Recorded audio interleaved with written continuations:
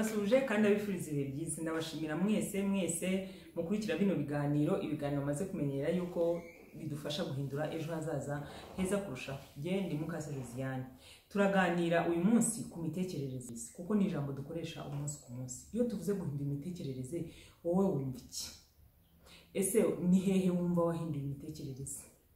Ndashaka kugira ngo twisuzume hanyuma tubashe kumenya iyo turimo kuvuga guhindura imitekerereze. Ni ijambo rimenyerewe cyane muri iyi minsi. Ariko iyo duhindura imitekerereze tuba twakoze iki? Kubera yuko imitekerereze nkuko nabivuze mbere ni akaremangingo kagizwe n'ubwonko, gakoreshwa n'ubwonko. Ako karemangingo rero gakoreshwa uburyo wewe wahisemo. Ni ukuvuga ngo imitekerereze uzahitamo niyo izakugira, ntabwo kayivana ahandi. Nta handi kayivana uretse wowe ubwawe. Ni wowe ufata icyemezo cy'imitekerereze ugomba gufata, hanyuma noneho akaremangingo kakayigira ibyako, kakayifata kakayandika, kakamenya yuko ari uko ubyifuza. Urumva rero yuko ari twebwe tugomba kugira uburyo duhindura imitekerereze yacu. Imitekerereze ni iki? Mbere yuko dutangira kumenya uburyo twayihindura, imitekerereze ni uburyo dutekereza, ni amarangamutima yacu, ni amabanga dufite, ni ibiturimo. Ibyo ngibyo nibyo bigize imitekerereze. Iyo rero umaze kumenya ibyo bitekerezo byawe bikurimo, step ikurikiraho ni ukuvuga ngo noneho bya bitekerezo ubishyira mu bikorwa.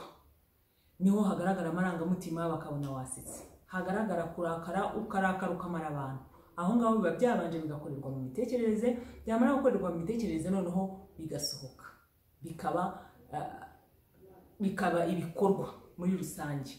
Hanyuma iyo mumaze kuba ibikorwa noneho biba akamenyero, aricyo habit. Uburyo rero dutekereza bugaragaza ibikorwa dukora, bwagaragaza ibikorwa dukora, noneho bikagaragaza imyitwarire tugira ubuzima busanzwe. Ni byiza rero kugira ngo duhindure imitekerereze, tumenya n'uburyo duhindura imitekerereze yacu, tuyivana hano tuyijyana aho twifuza kugana. Tugiye kurebera hamwe rero noneho uburyo twahindura imitekerereze. Ese twahindura imitekerereze mu biki? Hari ikiganiro natanze cyerekana igice cya mbere cyerekana uburyo twahindura imitekerereze. Ubu ngubu none aha ngaha tugiye kureba imitekerereze twahindura igera nko kuri 6. Tuyirebere hamwe hanyuma turebe uburyo twanayihindura kugira ngo duhindure ejo hazaza heza kurushaho. Iyo turimo kuvuga ngo guhindura ejo hazaza heza kurushaho, byose bikorwa mu mitekerereze. Reka turebere hamwe rero. Imitekerereze ya mbere tugomba guhindura ni ugutekereza ibintu biturimo gusa. Tugomba kwiga kwandika, tukandika. Kuko buriya abahanga bavuze yuko iyo urimo kwandika bifata nkaho urimo kubishyira ku bwonko, bifata kabiri. Ntabwo bisa no kubitekereza gusa. Noneho ubu ngubu ibintu bisa nkaho bigoranye. Usanga kenshi umuntu atekereza ngo ndakora iki, ariko ugasanga hari igihe birangiye atabikoze. Ibyo rero tugomba kwiga kubyandika. Twaba dufite gahunda tukiga kuzandika. Icyerekezo nababwiye yuko tugomba kubyandika. Iyo byandika bifite uburyo scientific bikorana n'ubwonko. Ni ukuvuga ko brain irabifata. Ntabwo ibifata nko kubitekereza gusa, ibifata kabiri, kandi ugahora ubyibuka. Tukandika icyerekezo twifuza, tukandika gahunda y'umunsi. Niba ufite ibyo ugomba gukora umunsi ku munsi ukabyandika, tukandika, mbese tukitoza kwandika. Niyo urimo gusoma igitabo, ubundi biba byiza kugira ngo ukore summary wandika, kuko iyo wanditse birafata. Iyo wanditse ntabwo bisa nko kutabyandika. Tugomba rero kwitoza kubyandika. Waba ufite gahunda y'umwaka ukayandika. Ikintu cyose wumva kigufitiye akamaro uracyandika. Kwandika rero ni imitekerereze tugomba guhindura. Ni ibintu tugomba kwishyiramo, tukagomba kubikora umunsi ku munsi. Ibyo ngibyo rero kwandika ni imitekerereze tugomba guhindura, tukabishyira muri gahunda zacu tukabikora. Narabibabwiye kandi iyo hari imyitwarire ushaka guhindura, bigufata gusa iminsi 21. Bikaba umunsi wa mbere ukandika bikakugora, ejo ukandika bikakugora, ejo ukabyibagirwa ntunabyandike bikakugora, ariko noneho inyuma y'iminsi 21 biba byabaye akamenyero, ukabasha kumenyera, ukabikora mu buryo bukoroheye. Kwandika rero ni kimwe mu mitekerereze tugomba guhindura. Imitekerereze tugomba guhindura no gukora ibintu bijyanye n'ubushobozi bwacu. Kubera yuko hari igihe kenshi twiga ibintu bijyanye n'ejo hazaza tukavuga ngo nyuma y'imyaka 50, nyuma y'imyaka 30, 20, 50 tuzaba twageze kuri ibi, nyuma y'imyaka ingana gutya tuzaba twakoze ibi ngibi. Ariko ntabwo tubifiteho ububasha, twe turakora ibyacu. Niyo mpamvu mbabwira ngo tugomba guhindura ibintu bijyanye n'ubushobozi bwacu. Tugomba gukora ibyo dushoboye, tugomba gukora ibyo dufiteho control, hanyuma noneho ibindi tukabirekera mu maboko y'Imana. Niko nabyita. Ibyo ngibyo ndabivuga kubera ku bantu bizera Imana. Ku bantu bizera Imana ukora ibyo ugomba gukora, ibindi ukabirekera Imana. Kubera ko usanga kenshi turwana n'ibintu tudashoboye, usanga kenshi turwana n'ibintu bitari muri control yacu.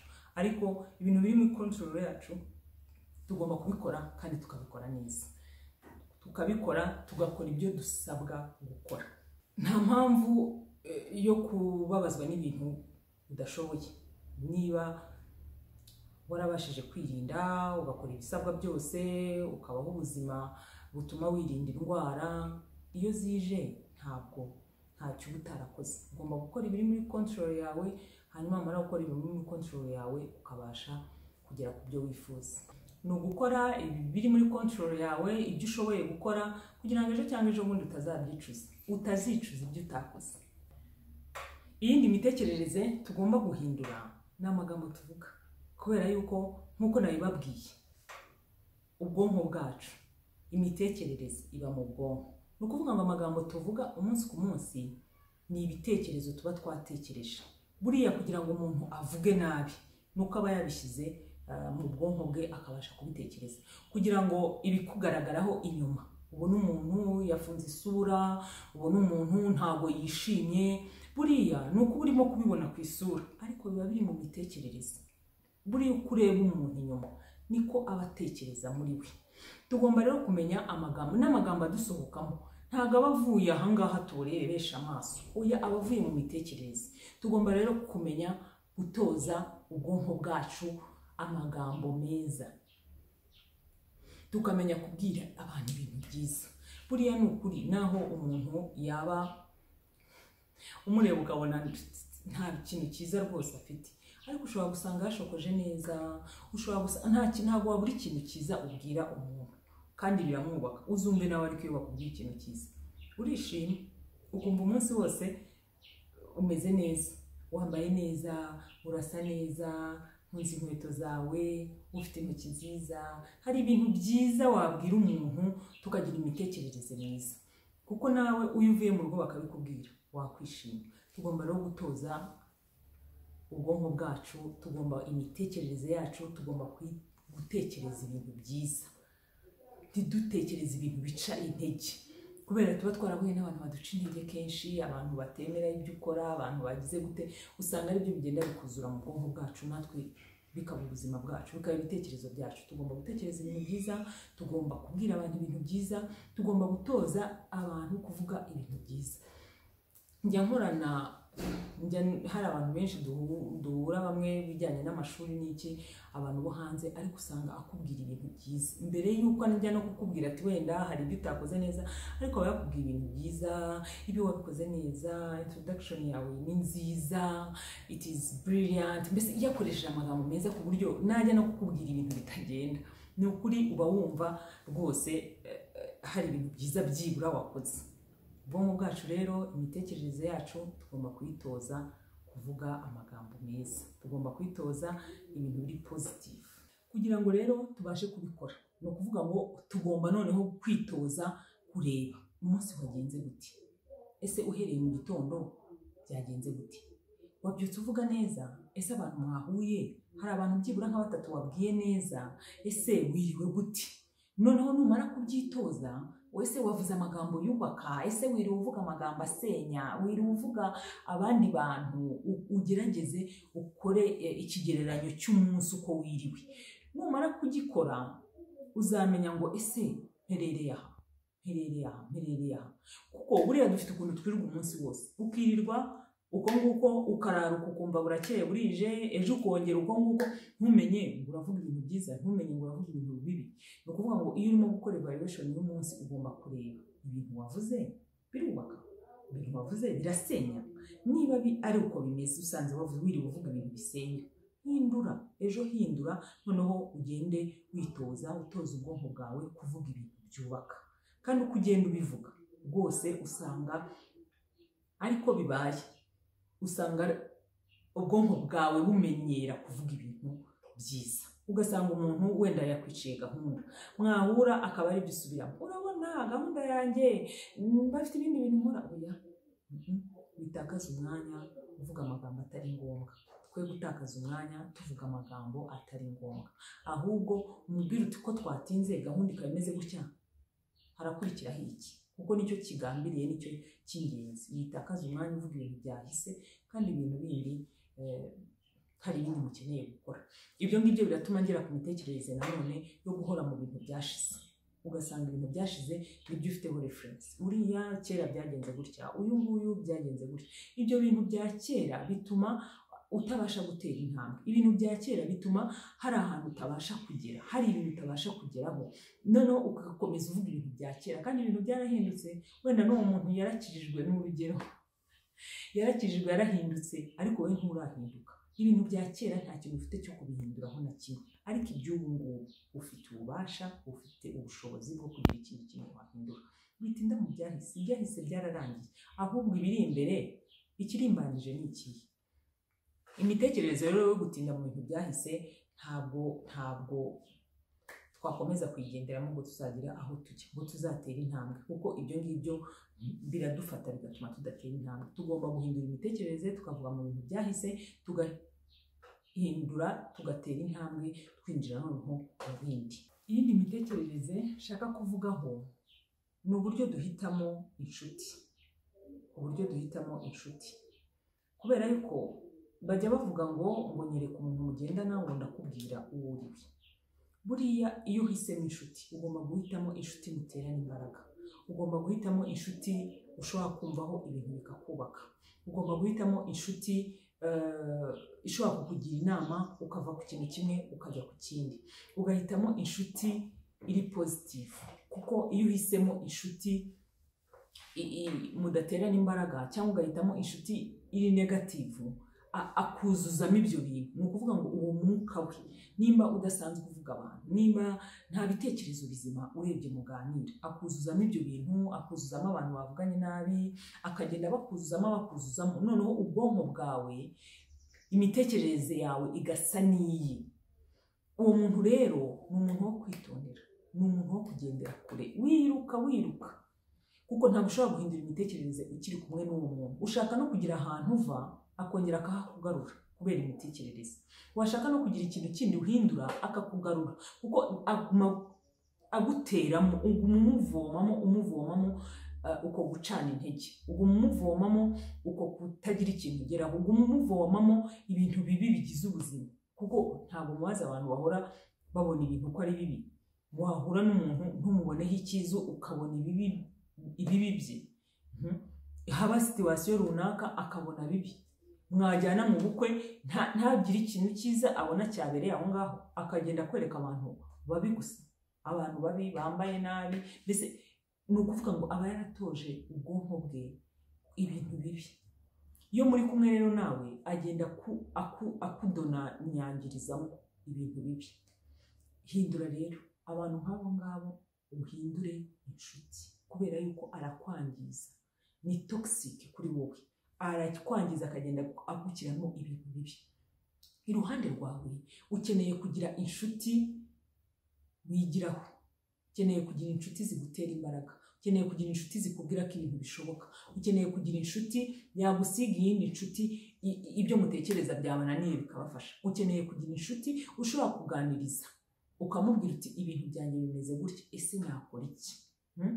Ibyo ngibyo bihuza nuko abantu benshi muri iki gihe ibintu by'ubucuti biragoye. Usanga abantu bavuga ngo ubucuti buragoye, ariko ubucuti ntabwo bugoye, kubera yuko ntabwo abantu babana kubera yuko bahuje, babana kubera ko boroherana, habamo koroherana, kuko n'abavandimwe bagira ibyo bapfa, ariko iyo habayemo koroherana mugenda mwese mufatanya, mukagenda muzuzana, muterana imbaraga muri ubu buzima, kuko biba bikenewe. Inshuti ni ngombwa, kuko inshuti ni nziza.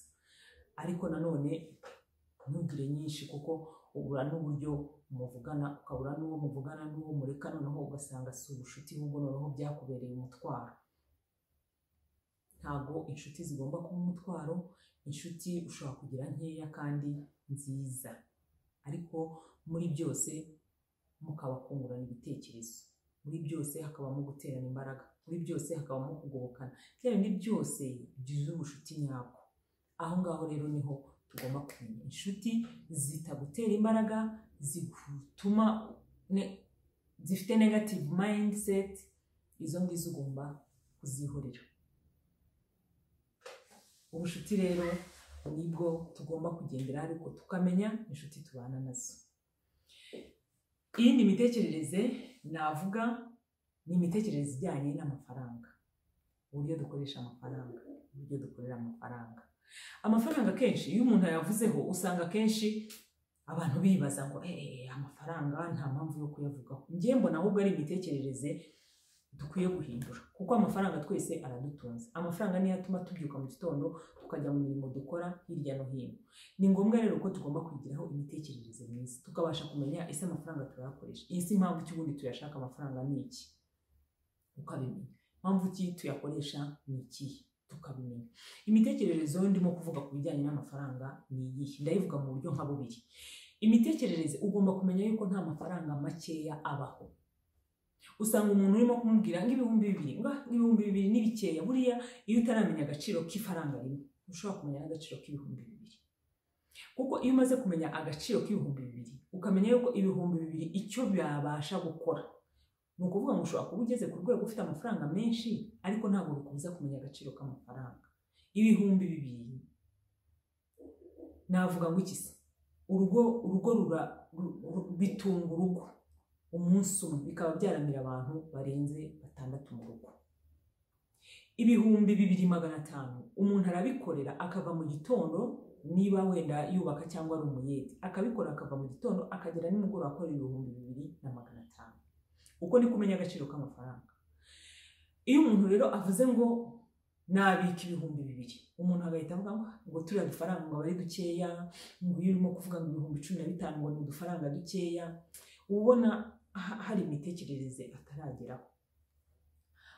Ayo mafaranga umuntu arayakorera ibihumbi 15 kwezi kugashira, iminsi 30. Tugomba rero guha agaciro amafaranga. Ntabwo bivuze kuyakunda, ariko noneho kuyaha agaciro, kuko uramutse uyafite mu mufuka ukayaha umuntu utabashije gukora, yagaburira umuryango we, yabasha kugaburira umuryango we. Tugomba guhindura imitekerereze tugaha agaciro amafaranga, kuko iyo umaze guha agaciro amafaranga umenya n'uburyo uyakoresha. Aricyo kintu cya kabiri ngarukaho. Ni ukuvuga ngo tugomba guhindura imitekerereze, noneho tukava gukorera amafaranga tukajya mu gukoresha amafaranga. Iyo umuntu abonye amafaranga usanga kenshi nk'abantu b'abakozi, amafaranga yakugeze mu ntoki, supermarket, ugahita uhaha ibintu byose ushaka, ugahita wishyura akanaka ugasigara nta n'ikintu na kimwe ufite. Tugomba kumenya ese ni iki twabyaza amafaranga. Ibihumbi 2,000 ndamutse mbifashe nabikoresha iki?